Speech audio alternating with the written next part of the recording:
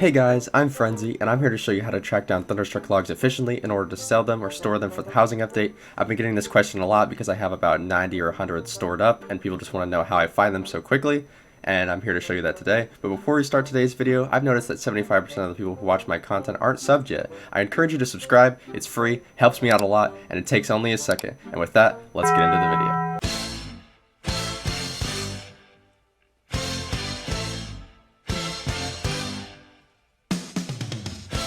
So in order to find a Thunderstruck log, obviously you need to find the tree that's been struck by lightning, and in order to find lightning, you need to find a storm. And so in order to find rain, I recommend just server hopping until you find a server that's raining, or maybe just wait around in a server until it starts raining. But once you find rain, you can sit around and wait for the message that says lightning has struck a tree, find it for ultra rare loot, and once you see that message, that's when you're going to want to start looking around quickly in order to find the log before anybody else does. So in order to find the log as quickly as possible before others, I either spawn at Tribal Forest or Howling Peak, just because they have the largest abundance of trees on the map. And so Howling Peak, what I do when I spawn there is I check these back ravine here to see if there's any trees along the edge of the map, and also I check Fort Spencer. And then if it's not there, I go to Bear Claw Valley, check around here, and if it's not in Bear Claw Valley, I rush over to Pinewood Hills, check around here, around the mountain, and if it's not there, I'll spawn in Tribal Forest to make sure that it's not in this large mass of trees here. And if it's not there, I'll check the swamp real quick, and then if it's not in any of those places with the most trees, it could have just hit any other tree. So it's basically a free-for-all from there. You can check the plantation or Puerto Dorado to make sure it didn't strike any random tree over there.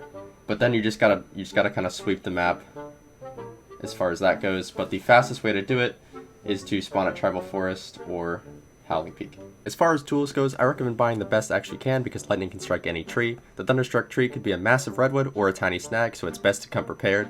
Also, you're going to want to be able to cut down the tree as quickly as possible to avoid getting spotted by people who might want to steal your Thunderstruck log from you. If you enter the general store and talk to the shopkeeper, you'll notice there's an axes tab, and within this tab there's 3 tiers of axes. The first tier being the tier 1 axe. You can buy it for $0 if you're a starter player. I would recommend this if you're starting, only if you're starting though. I wouldn't try using this for anything else. Tier 2 axe, you can buy it for $4,500. I really wouldn't recommend buying this for $4,500. I would just save up twice as much to get the tier 3 axe, which is the one I am currently using because it's the best, especially for cutting down large trees quickly.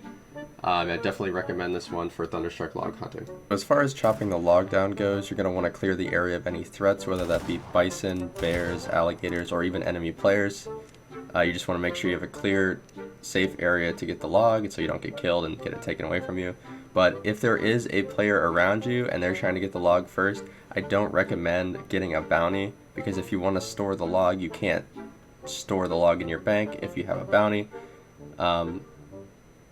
If the player beside you is wanted, you can just kill them because they're wanted obviously and not get a bounty, and that's fine. But if they don't have a bounty yet, I don't recommend being the first person to initiate the combat.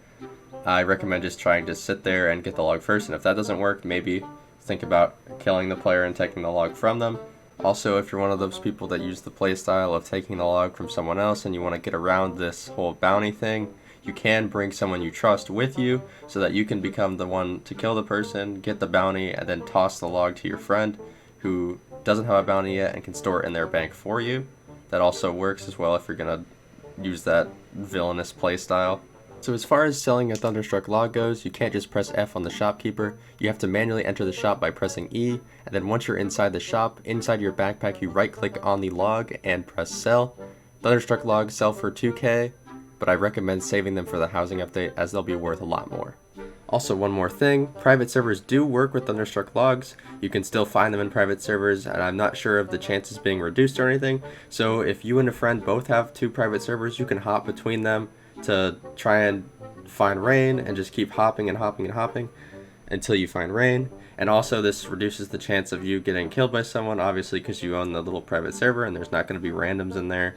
So I thought I'd just mention that for the people who are wondering about private servers. Alright guys, that's all I got for today's video on Thunderstruck logs. If I missed anything, be sure to leave it in the comments down below. I hope this guide helps you guys get a ton of Thunderstruck logs to either sell for a quick buck or store for the housing update.